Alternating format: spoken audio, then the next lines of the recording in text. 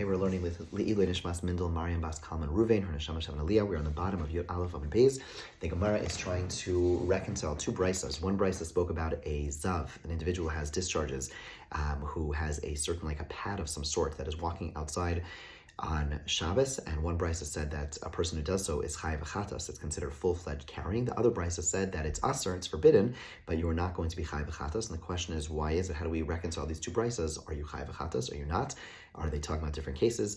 And so the brayso, the Gemara tries to conclude by telling us as follows. It says, Amar Zera. Let's go back one step. The Gemara asks, the Gemara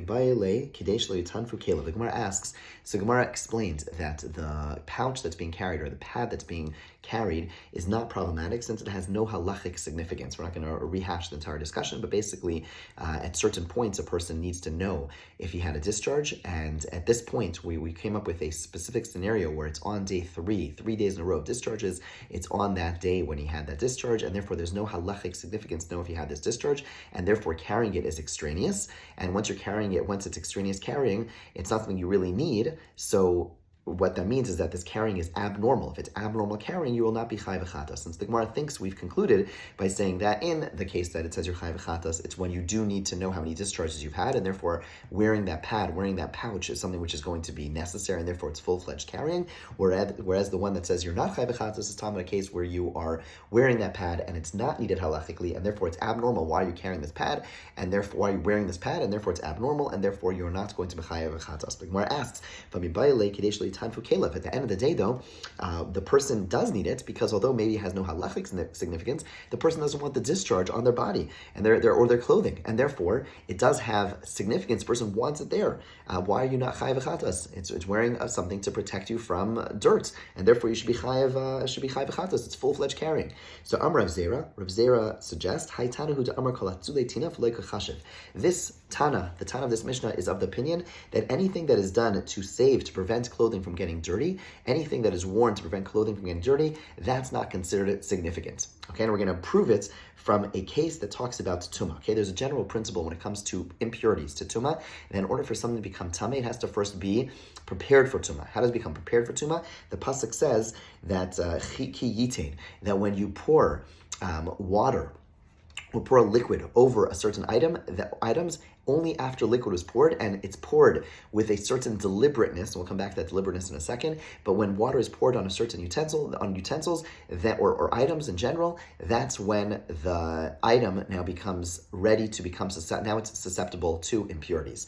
Now, interestingly, when the pasuk says ki yitain, which means when you place water, it's actually written in a way that without Nakudos would read kiyutan when it's placed. So what the Gemara learns from here, why is it written as kiyutan? To tell you that even if water or a liquid is placed on an item that you didn't place it yourself, it wasn't done kiyitain, it just happened, but it has to be in a kiyitain type of fashion. It has to be something that you want it to happen.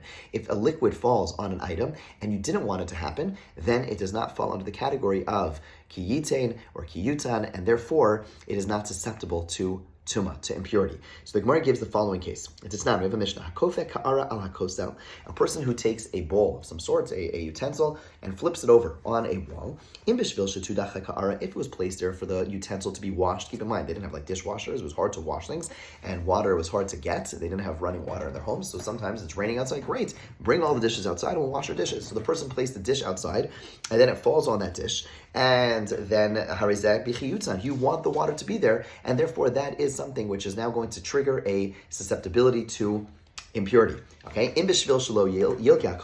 However, if it was placed there with the intention of the wall not becoming dirty, okay, you place that utensil there to prevent the wall from getting dirty, right? So that's not b'chiyutan. That is not considered significant, and therefore the utensil is not susceptible to tumah.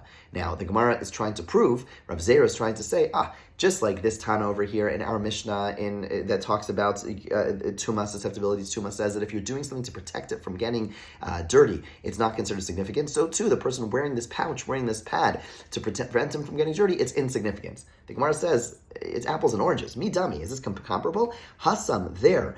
In the case of tuma, in the case of impurities, lo kabay lehu lahani mashkin klal, the person doesn't want the liquid there at all.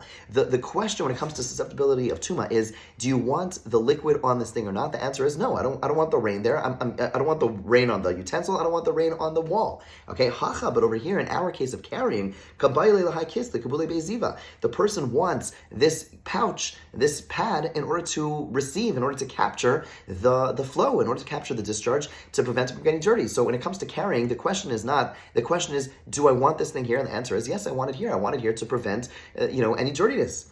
Ha lo damya el seifa. If you want to compare our case of carrying to something regarding susceptibility to tuma, it'd be more comparable to a case that's found at the end of the Mishnah we just quoted. And what is that? Areva al bol sheyard dalaf lesocha, which rain is falling into it. Maim hanitozen v'nitzafin in a bechiyutan. Any water falling into the bowl, then dripping out, like bouncing out. You didn't want the water to be out, and therefore there's no issue of kiyutan. It does not make anything susceptible to tuma.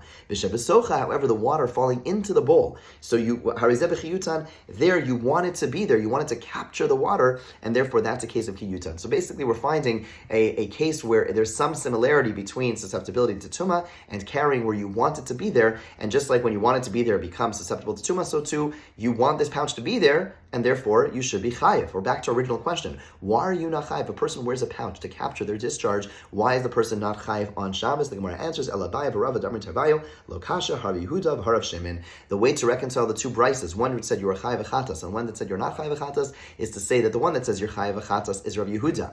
The one who says you're not chayiv v'chatas is Rav Shimon. What does Rav Shimon hold? Rav Shimon holds that malacha she'ein tzricha legufa is not a malacha. What does that mean? The example, the case where their debate begins, is a scenario you have something in a home and you don't want it in that place. It smells. It's going to rot. So you want it out of your place. So I take it out of my house and I bring it into the public domain. Now, it's not that I want this item in the public domain. I just don't want it in my house. That's a malacha she'ein tzricha legufa, right? A regular case of moving an item from one domain to another is I want it in the next place, right? The poor person wants the Baal Habayis, the owner of the house, wants to give the bread to the poor person. So I want it to transfer domains. Whereas in the case where there's something smelly in my house, it's not that I want it somewhere else, I just don't want it here. Right? It's not that my intent is to get it somewhere else, I just don't want it here. That's how Rashi understands malacha she'ein tzricha legufa, and that's the way we'll explain it over here. We'll come back to that discussion, what it actually means at a later point. But that's how we're understanding over here. The Zav, the individual who has this discharge, they don't want these discharges, and therefore, yes, they're carrying. But as opposed to carrying, I don't know, my watch or something in my pocket, my keys, I want that. I want that item. I want to take that item from point A to point B. I want that item. But the pad that captures the discharge, the person doesn't want it, and therefore that's called a malacha she'ein tzricha legufa, and therefore, although it's usher, it's forbidden, you do not have to bring a chatas in that case. Now,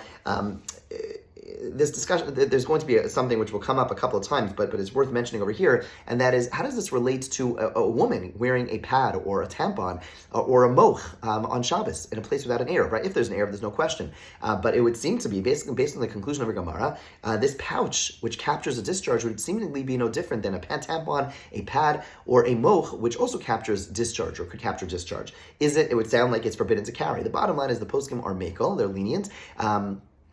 The short answer is, as long as it's something which is tightly placed in one's clothing. So a pad which is, lined up with a person's undergarment, certainly a tampon, certainly a moch, there is what to rely upon to say that is something which is not considered carrying. It's much more part of the clothing. It's tightly placed, and therefore the general consensus is that a person is allowed to wear such an item even if there is no Erev. Okay, let's move on to new Gemara. Tanid Rabbi Shmuel, Yotzei Adam Tefillin Erev Shabbos and Chashecha. A person is allowed to go out on Erev Shabbos wearing tefillin even though it's getting close to dark. Now, you can't wear tefillin when it's dark because you don't have an obligation to wear tefillin on Shabbos, but when it gets close to wearing dark, whereas you can't walk out the pin or the all these different items you can't walk out before Shabbos, when it comes to tefillin, you're allowed. Why is tefillin different? My time, and what's the reason? Since a person has to be touching their tefillin at all times. Where do we learn this halacha? That you're supposed to be touching your tefillin at all times. Kadachomer, we learn it out mitzitz. We learn it out from the tzitz. The tzitz is the plate that a Kohen Gadol would wear on his forehead, which says Kodesh Lashem, holy to God. And the Gemara makes the following inference: Matzitz she'ebo ela askara achas. A tzitz, which only says God's name once on it. Amra Torah v'haya amitzcho tamid. It says it has to be on his forehead all the time. Now, the Kohen Gadol does not wear the tzitz all the time. So why does it say tamid? Why does it say all the time? To teach us that when it's on his head, it has to really be focused. I have to really know that it's on my head. Tefillin sheyesh behen askaras harbe. Tefillin doesn't have one name of God. It has God's name numerous times. Al-achas kam v'kama, certainly a person has to never lose sight of the fact they're wearing the tefillin. With tefillin, you really have to know you're wearing the tefillin. You can't get distracted. You can't get involved in conversations. It's important you always know you're wearing tefillin, and for this reason, a person is supposed to be moving their tefillin, touching their tefillin, kissing their tefillin throughout the time they're wearing it. Hilkach, and because of that, midkar dakar lehu, the person is going to remember they're wearing the tefillin, and they will not come to forget on Shabbos, oh, I forgot I'm wearing tefillin. It won't happen, since you're always focused when you're wearing tefillin. Okay, Tanya, keep in mind, by the way, historically, people would wear tefillin all day. Nowadays, we wear tefillin for davening, we take it off. Okay, Tanya Chanani, Omer Chayev Adam Lemashmesh Bevigdo Erev Shabbos B'Chashecha. A person is obligated before Shabbos to go through their pockets. Again, that's only for those who don't have an Erev. Amar Rav Yosef Hilchsa Rabsa L'Shabbos. This is a great law for Shabbos. Okay, that if you don't have an Erev, it's critical that you, before you walk outside, certainly before Shabbos, but also on Shabbos, that you make sure your pockets are empty, to make sure you're not carrying anything. For those of us who live in place with Erev, I think there's still a significance to this halacha. Bit of a Hasidic take, and that is that before we go into Shabbos, this day of serenity, this day of rest, we also we have things in our pockets, we have baggage, we have stress, we have all these things we're taking into Shabbos. Empty your pockets out, de-stress, take a moment to meditate, take a moment to throw it all away, walk into Shabbos with a clean slate, with empty pockets. That is a great law for Shabbos. That's how you walk into Shabbos. Okay, it's not the pshat, but it's something I think about when I say this. We say this right before we start Barav on every Friday night. Okay, now the Gemara gets into a discussion, goes back to our Mishnah. The Mishnah said a person should not delouse their clothing. What does it mean to delouse? Delouse means to take lice out of their clothing. Keep in mind, and historically, lice was far more common, thank God, than it is today. And so the Mishnah says you should not delouse your clothing, and you shouldn't read by the candle. Now, why can't you read by the candle? That we know, because if you're reading by a candle, there's a concern with a lamp, rather. There's a concern you're going to hit the lamp, touch the lamp. If, let's say, it's flickering a little bit, so what you do is you push the lamp a little bit. It's on a little bit of a round bottom, and in doing so, it allows some more oil to flow to the wick, and it allows you to have a better light. So the Mishnah puts these two things together, and the Gemara is going to try to understand we understand why you can't read, because the concern that you're going to touch the candle, and if you touch the candle, you are being Mechal Shabbos, you're desecrating Shabbos by adding more fuel to the fire. But when it talked about delousing, was that also about the fact that we're afraid if you delouse near the candle that you're going to go ahead and touch the lamp and you're going to be Mechal Shabbos that way? Or is there a separate, or do you read those two things as separate? That you should not delouse, nothing to do with by the candle, you shouldn't delouse on Shabbos, and you shouldn't read by the candle. That's the question that's being asked over here. So Ibailu, the Gemara asks, Lo yifal es kela bayom? Is it to say that you shouldn't delouse even during the day? Nothing to do with candles. Shema yaharo. There's a concern that you're going to kill a louse. Rabbi Eliezer here, and it's the opinion of Rabbi Eliezer. Tanya, I'm Rabbi Eliezer. We learned in the Brisa. Rabbi Eliezer said, "Hahore kina b'Shabbos kilu hore gamal." Killing a louse on Shabbos is like killing a camel. What he means by that is that killing a louse is a full-fledged killing of an animal, which is forbidden on Shabbos. V'lo yikra l'or haner, and you should not read by the candle shema yata, because you might tilt the candle. O dilma, or there's the way to read the Mishnah, tarvayu shema yata, that maybe both things. Maybe there's no concern of delousing on Shabbos, which we'll come back to. Why wouldn't there be a concern of delousing on Shabbos? Why wouldn't there be a concern of killing it? We'll come back to that in a second. And the way to read the Mishnah is saying, don't delouse and don't read by the candle, because in both cases, I might go ahead and tilt the candle. But if it was during the day, just like I'm allowed to read a book during the day, I'd be allowed to delouse. Right? So that's the question. Is delousing forbidden because there's an issue with delousing in general? You might kill the lice. Or is it about the candle? Right? That's the question. So Gemara says, Tashma, we bring a brisa which is very similar, really identical to our Mishnah. In Poland, you don't delouse. In Karla or you don't read by the candle. The Gemara says, Mia lima masnisan. That brisa is not more clear than our Mishnah. Is delousing separate, a separate clause, or does it go with because I might tilt the candle? So there we bring another brisa. Tashma, in Poland or haner, you are not allowed to delouse by the candle. If in Korel or haner, nor are you allowed to read by the candle. Right? So you see very clearly the delousing issue is not about delousing on Shabbos in general. The issue is doing so because next to a candle, meaning at night or next to a fire, because you might go ahead and tilt the candle, and that is something which cannot be done on Shabbos. This is now we're just finishing the Brisa. The Brisa says these are laws that were taught in the attic of Chananim and Chizkiah ben Garon. Shmamina, the Gemara says we hear from here, we hear from here that the issue with the delousing is that you might come to tilt the lamp. Okay. Now we have some other laws about doing things next to a lamp. Again, a lamp, the issue with a lamp is that the fire could flicker, and you might therefore, and if you want to see something, you want to read. If you read, you really need a good light. And so I'm reading next to a candle, and the candle's not strong enough. So what I'll do, if the fire's not strong enough, is what I'll do, I'll tilt the lamp, and it's going to bring more fuel. That is an isser. That is forbidden on Shabbos. And so we're going to have some other halachos of other things which are also forbidden to do near a candle because they need a lot of light. And therefore, if I do it next to a candle, I might go ahead and tilt the light. We're going to come back to the delousing in a moment, okay? But before we do so, first a few more halachos. It is similarly forbidden to go ahead and distinguish, to go ahead and try to distinguish between a pile of clothing, between your wife's clothing and your own clothing. Okay, they're too similar, and therefore to do so next to a candle, that might be a problem. Okay, and that is a problem. Excuse me.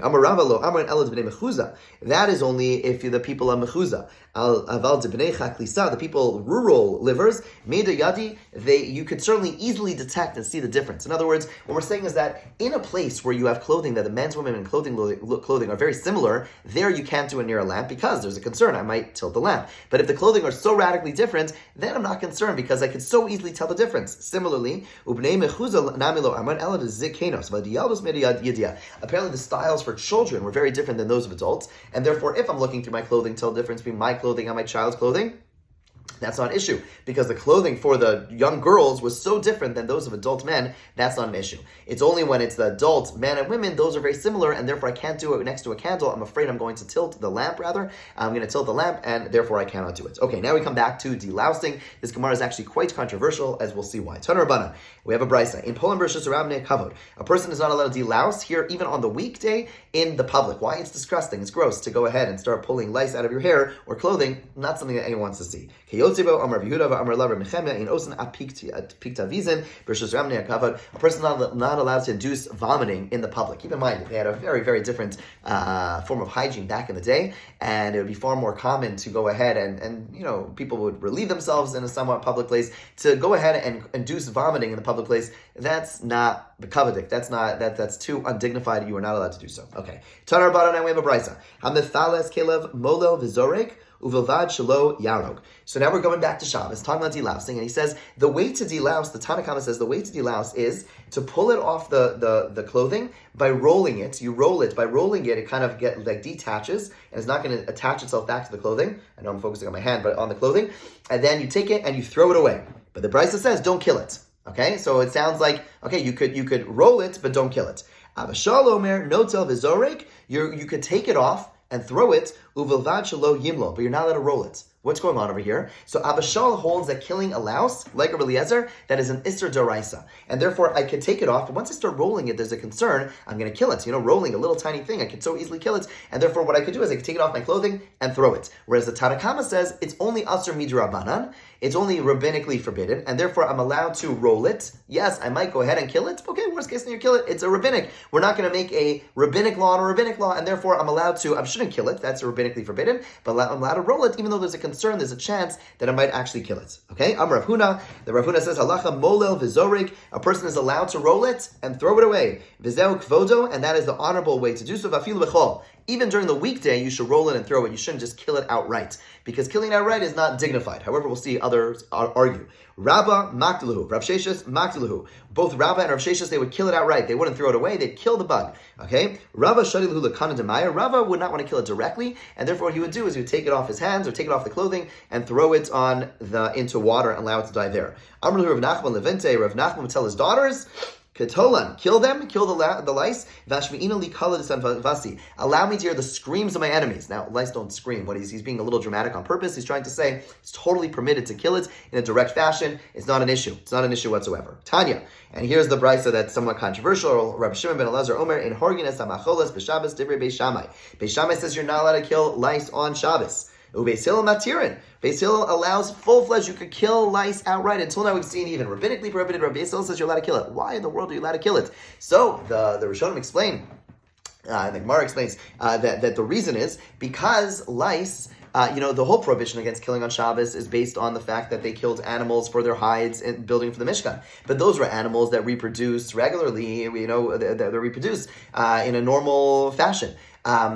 Lice, they explain, produces spontaneously, it's born out of skin. It just comes from skin. That's what they explain. Now, that's a problem, because you and I know that no, lice certainly do reproduce in a regular fashion. They have little eggs, etc., and they reproduce just like any other insect or animal reproduces, and just like it's forbidden to kill a fly on Shabbos, it should be forbidden to kill lice. So what's going on over here? And this is codified in the Shulchan Aruch. The Shulchan Aruch says you cannot kill a fly on Shabbos, but if you want to kill a louse, you could. There's no issue. Why? Because of this. So this is very challenging, right? This touches upon a major question of like the knowledge of science of our sages, and sometimes it's not practically relevant. There's a discussion about their sages, a debate between them and the Greeks about what revolved around what. Do we revolve around the sun? Does the sun go under the earth? What's going on? But those are things which are not relevant. Here we have a halacha. We are basically being told we're allowed to kill a louse on Shabbos. You're allowed to take your lice and kill it on Shabbos, even though you're not allowed to kill a fly because of this misconception of science. So it's really very questionable. Some answer that what's happening over here is that it's, of course, they do reproduce. But the point is that since it takes place on, so we're talking about a specific type of lice, not the lice that we have, because those you could see if you're trained, you could see the lice. Even without being trained, you could see the lice on one's hair. We're talking about a very specific species, which they're so small that you don't even see the reproduction. You don't see the eggs. You don't see any of that. And therefore, there's this notion in halacha that something which you cannot see does not have relevance in halacha, right? I remember probably one of the most memorable moments of this is when there was a whole water controversy in New York when the water had bugs in it. And so we were learning in Israel, and Rav Heinemann used to have a Saturday night to Motzei Shabbos shir, and we asked him, the first question we asked, and he knew we were going to ask him this, was like, what's the deal with the water? Are you allowed to drink the water in Baltimore? Do we need to filter it, etc.? So he came into the class carrying a cup of water, and he says, people ask me, am I allowed to drink the water in Baltimore? So he held up the glass of water, he looked at it closely, he said, I don't see any bugs. Baruch atah Hashem Elokeinu melech haolam she'kol niyeh b'dvaro, and he drank the water, right? His point was that if you can't see it with the naked eye, of course there's organisms everywhere. If you take a microscope, you will see those bugs, but it's not a problem halachically. If you need a microscope to see it, it doesn't exist halachically. And so therefore, yes, these lice, they do reproduce in a regular fashion, but since it takes place, something which cannot be seen with the naked eye, therefore halachically, we treat it as if it doesn't reproduce in a regular fashion, and therefore a person can indeed kill lice on Shabbos. Fascinating. Another discussion, another debate between Beis Shammai and Beis Hillel. Omer B'Shimon Gamliel, person not allowed to make shidduchim for people to get engaged on Shabbos. Now, what's going on? Why can't you make a shidduch on Shabbos? You have to understand that back in the day, making shidduch was not about setting up, the two people, a guy and a girl. What it was a man and woman. Was about the shidduch was mostly about the money, the finances. It was about arranging the finances. Beis Shammai says you can't do it, right? You can't talk business on Shabbos. Nor are you allowed to teach a child, not allowed to set up with a teacher like a price to teach your child, some books, or teach him a trade. Again, you're talking about business. You can't do it on Shabbos. You can't visit, you can't comfort the mourners. Nor are you allowed to visit the sick on Shabbos. Why? And why are you not allowed to do the latter two? Because it brings about sadness. You see someone who's mourning, you visit the sick, it brings about sadness, you can't do it. Beis Hillel allows all these things. Why does he allow these things? Beis Hillel allows these things because they are a mitzvah. Even though it's true, you're talking business, but to set up a shidduch, it's a mitzvah. To teach your child a trade is a mitzvah. And to visit the sick, to mourn people, to comfort mourners, those are all a mitzvah, and therefore it is permitted on Shabbos. We're going to get into more details about visiting the sick, God willing, tomorrow. Have a wonderful day. Take care.